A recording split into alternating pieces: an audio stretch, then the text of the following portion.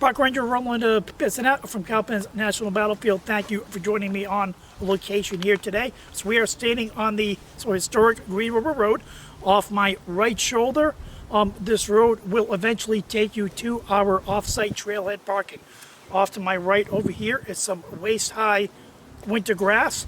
Left-hand side is some trees that depicts the open wood as described as Cowpens was. What brought us here to this site?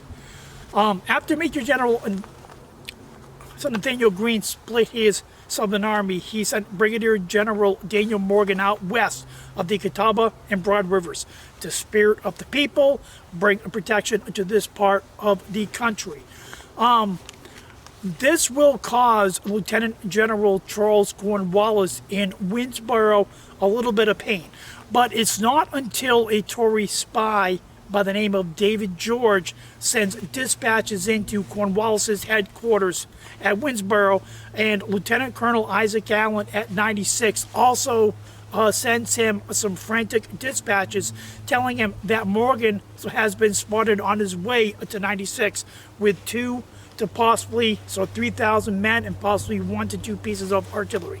So January 2nd, Cornwallis sends a dispatch to Lieutenant Colonel Manasseh Charlton asking him to go down to 96 and make sure that Morgan is not on his way there. Cornwallis will turn around on January 3rd and ask Charlton to find Morgan and push him to the utmost. If you read the papers of Major General Nathaniel Greene and the papers of Lieutenant General Charles Earl Cornwallis, you get a very good idea of the correspondence back and forth where these two armies are. The last piece of correspondence that Lieutenant Colonel Charlton sends right before coming here to this battlefield on January 16th is, so I have been cruelly retarded, so by all the waters. So Brigadier General Morgan has made for byways of Cherokee Creek. I wish that he could be stopped. We will cover a little bit later how the breakdown of correspondence between Charlton and Cornwallis plays into the battle here.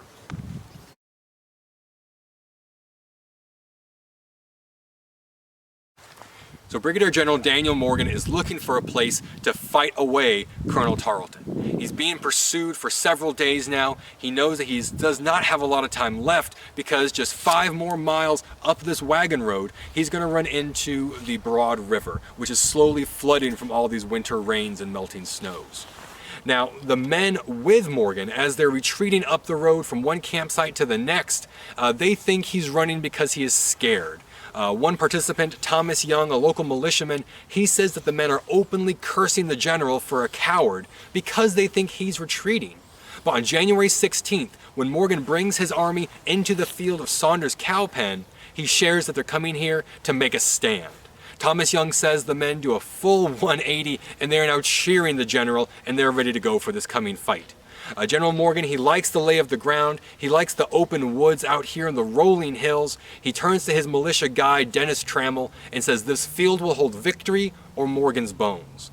This is where all of the various militia parties can now join up and reinforce Morgan's army. For the past several days, these men have been in the area under militia commanders like Colonel Brandon, Roebuck, Thomas, and Hayes. But what they're going to be doing out here is gathering together all under Colonel Andrew Pickens. Now, when Pickens is coming back into the fight, this is a big deal for the American Army. He has been feared by the British because of the impact that he has on these local militiamen. They're always trying to keep tabs on what Pickens is going to do. And thanks to some loyalist raiders in November of 1780, Pickens has come back into the fight and he's joining Morgan here, making all these militia rally and join him here at this cowpen. As they're pouring into their camps here in this area the night before the battle, Morgan is described as going amongst them to every soldier, it's said almost, trying to encourage them, tell the officers his plan.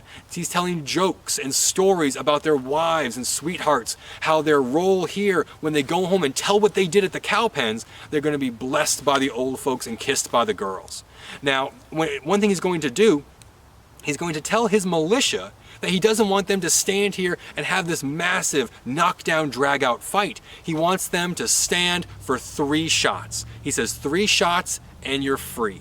So this is going to allow the militia to know that Morgan has their interests at heart. He's concerned about them. This is going to make the militia determined to stand and follow Morgan's plan rather than break and run at the first sign of British bayonets. What Morgan's hoping to do here is a defense in depth with 3 staggered lines down the field, all acting in support of one another.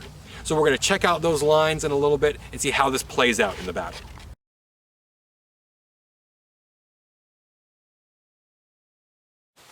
The morning of January 17th, about 2 o'clock in the morning,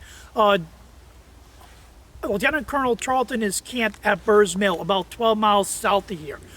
His scouts and spies come out here and they find Morgan at the Cowpens. They ride back to Burr's Mill and they tell Tarleton that Morgan is found, so in force here. So he wakes up his men and he forces a march 12 miles here. He drops packs over my left shoulder, starting back there in the field and working back this way. Is the 50 Dragoons of the 17th Light Dragoon Regiment, the Light Infantry Companies of the British Legion Infantry, 7th Regiment of Foot over here. So in reserve over here is the 71st Highlanders, and back over there, so by the Green River Road, so is where the British Legion Cavalry is placed, so in like a reserve also. Tarleton orders them to fix bayonets, so and start charging down the field at the skirmish line Morgan has set.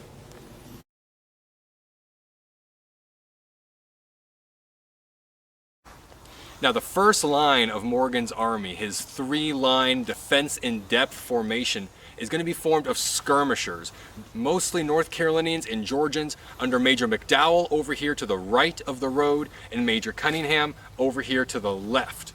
Now these men are chosen marksmen sent forward on the crest and the forward slope of this ridge here to keep any British cavalry, British scouts from coming over the rise and seeing how the rest of Morgan's army is waiting for them.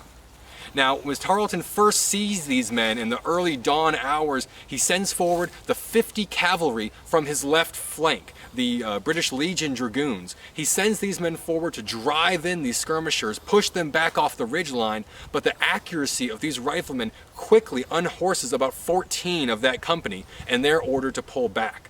Now the British training, when you hear the rifles cracking like this and you can see this skirmish line, they need to push these men quickly off of this ground, and the best way to do that is with a bayonet charge. So the British army is going to fix their bayonets. Tarleton is very energetic right now, very aggressive. He wants to push these guys off the field and catch the main part of Morgan's army. So the British infantry begin to push forward. Now, the orders to these sharpshooters is to target the men with the epaulets, the epaulet men, the officers in the British line that's coming towards them. Now, they have orders to hold their fire until the British are well within range. Now, for these riflemen, with their experience and their technology of these long rifles, a good range for them is about 200 yards that they can easily hit a man-sized target. And they're holding their fire until well within that, probably less than 100 yards. So when they start to fire on the British line, they are deadly effective at taking officers out of the British infantry. Now the sharpshooters, as they see that British line, those glistening bayonets coming forward, they're not going to try and hold their ground and fend these men off, but they begin to retreat. They start to move back down the field, all part of Daniel Morgan's plan, and they're going to join on the flanks, the far left and right sides of the main militia line, the second part of Morgan's army, about 175 yards in the rear. Waiting back here is Colonel Andrew Pickens and, according to Tarleton's account, about 1,000 Patriot militia. Now, when the British reach this spot, they're topping over that ridge, they can finally see this massive formation waiting for them. And they hold their line, they stop and they dress. They want to straighten their ranks, make sure they're ready to keep going in on the attack. Now, one of the great parts about Daniel Morgan's leadership is his charisma. He knows he's a big character, he's trying to encourage each line of his army. And there's accounts from the militia that Morgan is riding among their line, ordering them to hold their fire. As one participant says, all the officers are yelling out to hold fire. He says it was a hard thing to keep them from it, knowing this British line is within range of their rifles. Now Morgan then calls out for some men to bring on the fight, and about 10 or 11 special riflemen are sent forward from each of the 4 militia regiments to target the officers again and keep the British from being able to stand here at ease and encourage them to keep on the charge. This has the desired effect, and the British line keeps pushing forward. The militia hold their fire, as one man says, until they could clearly see the British faces, they could see the whites of their eyes, and that's when they fire. Massive volleys of rifle fire from these militia regiments. Brandon, Thomas, Hayes, Roebuck, these 4 groups of men just blast into the British line, taking out massive numbers of casualties and causing some confusion and some chaos. Now, the militia here, according to Morgan's plan, his famous 3 shots and then you're free, they're supposed to fire 2 shots from this line and then retreat and stay around to fire that 3rd shot a little bit later, that 3rd promised shot. However, the British, knowing the militia have all fired, knowing they're all reloading and vulnerable, they charge in even faster with the bayonets, and they are going to try and push these men off the field. Only 1 regiment is documented to have made that 2nd promised shot, Brandon's regiment on my far right of this militia formation, there by the tree line. They fire their 2nd volley and then they fall back. But the British line, seeing these militia retreating, believe they have General Morgan's army on the run. They're going to continue pursuing them down the field.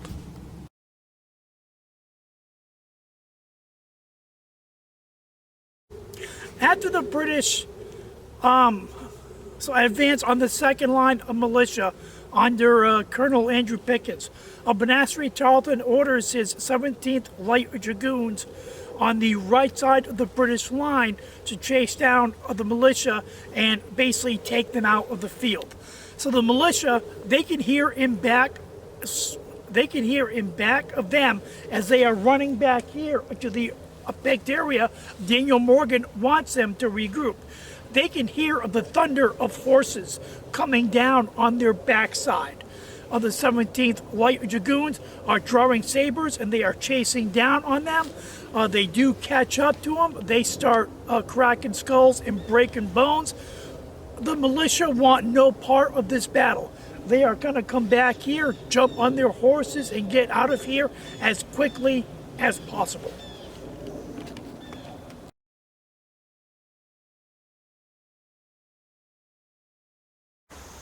Now, the main reserve for Daniel Morgan's army is going to be a force of about 170 Patriot cavalry. They're going to be posted on the hillside here behind me under Lieutenant Colonel William Washington.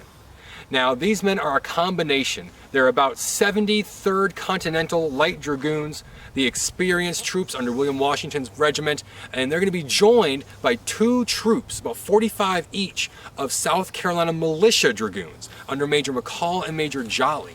Now, these men are veterans of horseback fighting. They've been serving with Washington for the past couple of weeks. A lot of these guys were with him at Hammond's store back in December, and Daniel Morgan writes to Greene and gets 100 extra swords sent out here to help arm these men. He says to place these sabers into the hands of picked riflemen to form some dragoon reinforcements. They know cavalry are going to be crucial in this coming fight. Now, when the battle begins, the British artillery, those 2 3-pounder guns, start to fire, and some of that solid shot lands here in the rear, forcing Washington to move his troopers from the center of this ridge off into the cover of a wooded ravine on the American right. This is where they're going to be kind of concealed for most of the coming fight.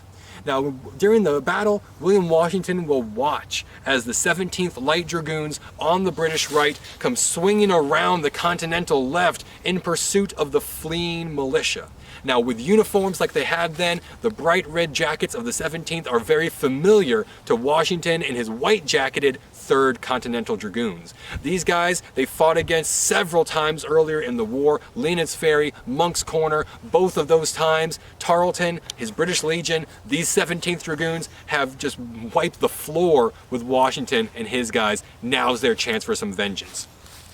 As the 17th Dragoons keep chasing after those militia, like Ranger Roland talked about, starting to mix with them, inflicting saber wounds, William Washington gives the order. His 73rd Continentals come charging up out of the wood line and just smash into the flank and the rear of the 17th Light Dragoons. One participant says he saw 18 of those British troopers unmounted by this American charge. You're looking at sabers coming down, horses crashing into each other, men being catapulted out of the saddle. It just scatters those British cavalry and keeps the militia in the fight. Now, Washington's troopers are going to pursue the British cavalry back down the field, even getting in behind the British line. As one militiaman said, it was like watching a herd of wild Choctaw steers being driven to a Pennsylvania market. They're going to pursue these guys down the field, pretty much taking them out of the fight for the rest of the battle. Washington will then skillfully recall his troopers and reform them for a later part in the battle.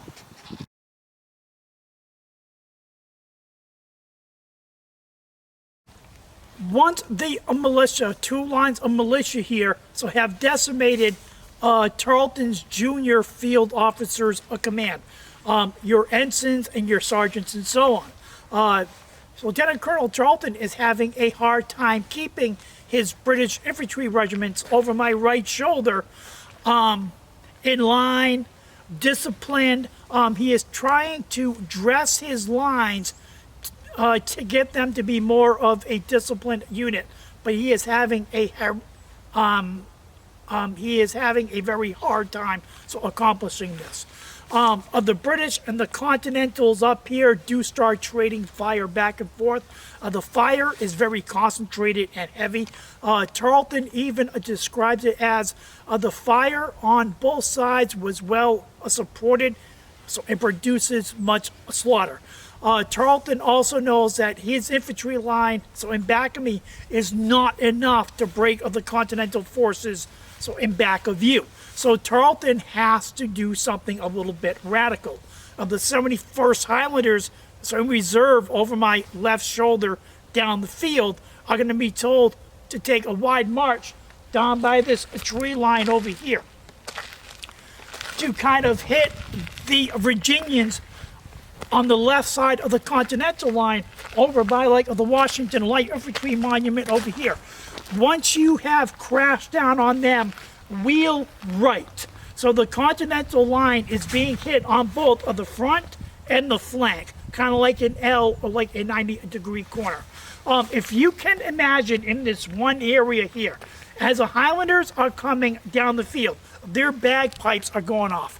Their drums are beating. Because the Highlanders are yelling so huzzah at the top of their lungs. Officers here are barking commands on both sides. Wounded men are screaming, are yelling. There is smoke in the air.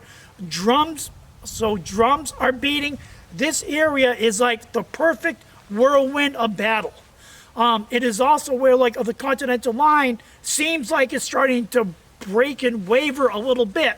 So what's left of the British infantry, rank and file, with not a lot of leadership left in the field, of believing they have won a battle again, charge forward with bayonets because the battle is over and done.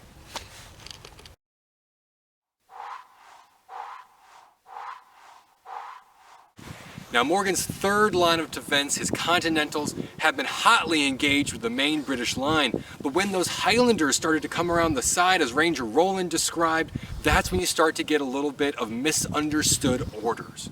Now prior to this, Daniel Morgan had been right here with his men. One Delaware Continental recorded him as bellowing encouragement above the din of battle, but he's gone off to help rally the fleeing militia chased by the British cavalry.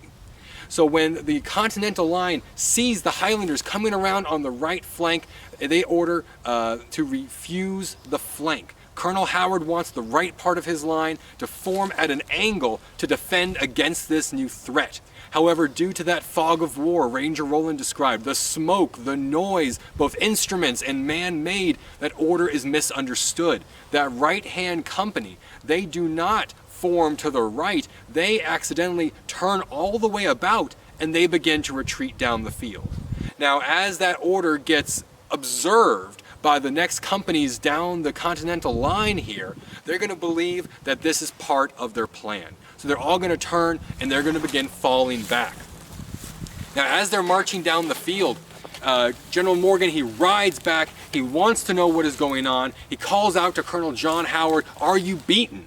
And he says, "No, we're not." They continue to retreat down the field. They begin to form this new plan. The Continentals are ordered to reload on the march, and these are some trained veteran troops. 3 companies of Marylanders, a company of Delaware Continentals, flanked by some Virginia state troops, some rifle companies, some North Carolinians here on the American right. But as they fall back, they maintain their good order. The British are described as coming on like a mob behind them. The Highlanders coming on from the right. The main British line surging forward, but all noticeably without that field leadership, as Ranger Roland described. The lieutenants, the sergeants, they've been targeted by the militia, by the riflemen. Those epaulet men are missing from this part of the equation. So there's confusion and pretty much chaos in the British line. The American officers see that and take advantage of it. By the time the Continental line has retreated about 40 paces, General Morgan has chosen a new spot for them on the hillside, where they're to turn about and stand. So the Continental line, as they're falling back, they turn around, and it's said, as if one man, the regiments halt. They turn and they fire into the oncoming British troops. You're looking at a very close, described by Washington as a most murderous fire, dropping half of the British front line almost instantly. Now, when this happens, the surprise of this attack hits those British soldiers very hard. They're not sure what to do next. They're looking for their leadership, and out of this wall of smoke, here comes the disciplined Continental ranks with those Charleville bayonets coming right in for hand-to-hand combat. The British are not able to form and defend against this. And even if they thought about trying to move or escape, out of the woods on the left and right flank come more American troops. The Patriot militia, so reformed by Andrew Pickens, by Daniel Morgan, saved by William Washington, they have formed into 2 different groups, coming around the right and the left of the American line, pushing in and attacking the British infantry. The same time that's happening, William Washington's cavalry, his 3rd Continental Dragoons, rallied and reformed from saving the militia earlier, and the militia cavalry under Major McCall and Major Jolly, posted back here in the woods, they swing around the sides of both armies, get in behind the British, closing off the option of retreat for most of them. The double envelopment is fully engaged.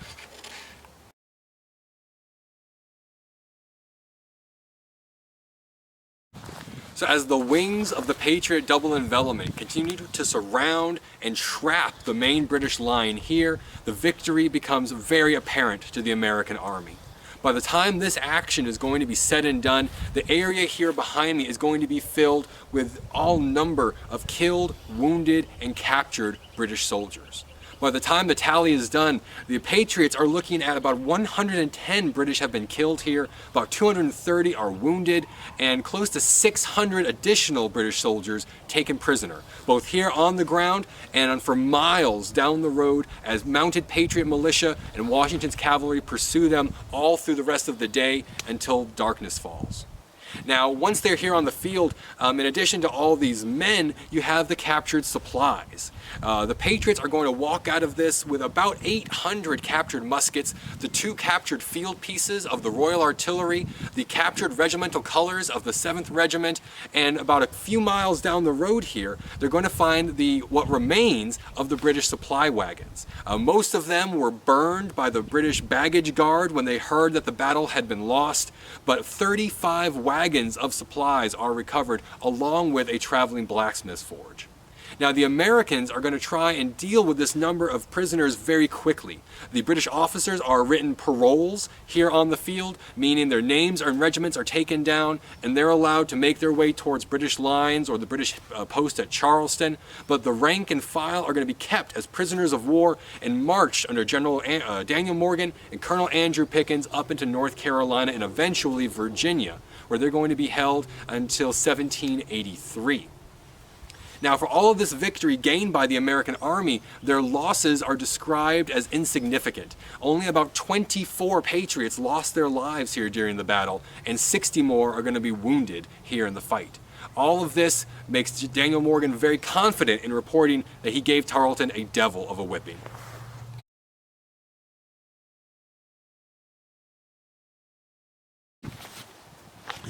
So after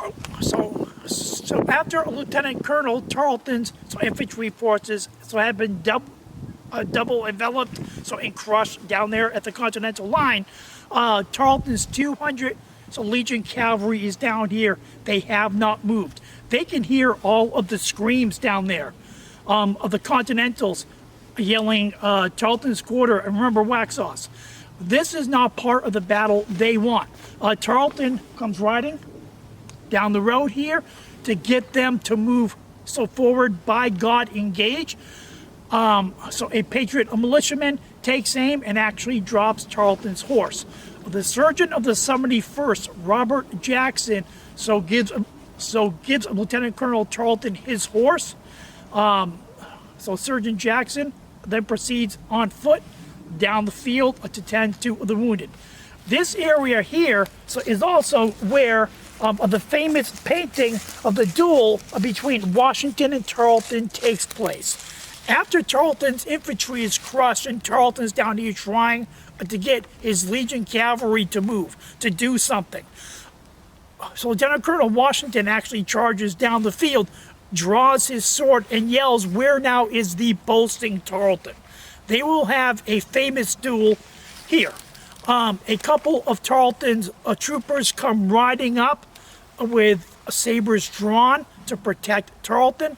A couple of the 3rd Continental Light Dragoons come riding down along with Washington's bugler, who will draw his pistol and shoot one of the Legionnaires.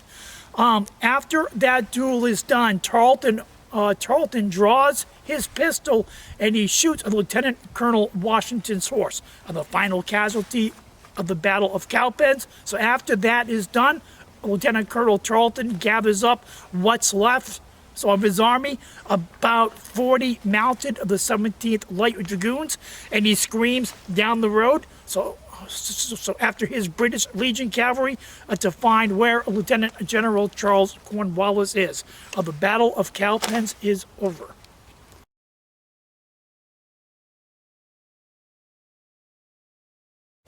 In 30 minutes or less, the Battle of Cowpens is over.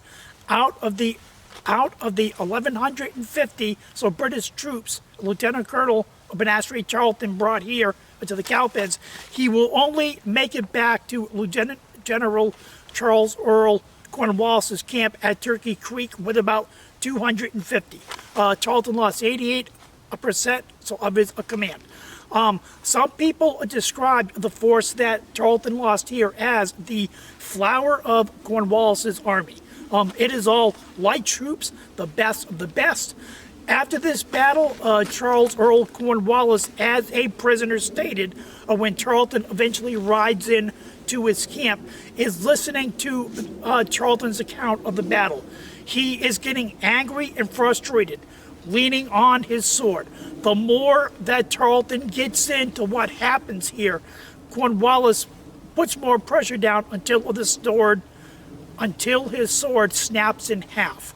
Cornwallis is so furious, he swears up and down, "I will find Morgan and I will get him, destroy him and get my captured men back." Lieutenant Colonel Tarleton is told to take his 200 Legion cavalry, get on Cornwallis's left flank, and start moving north to find Morgan as quickly as possible.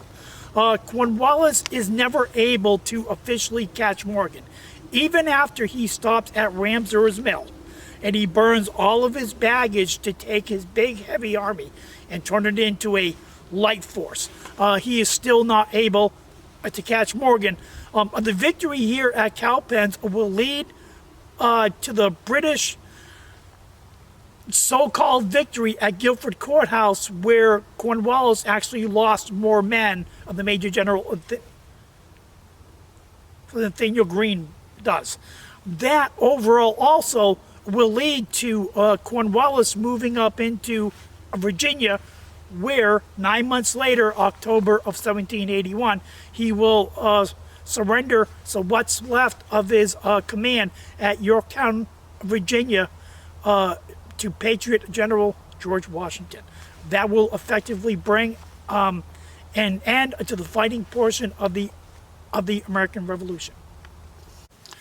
Thank you for joining us here at Cowpens National Battlefield today. You have a nice day.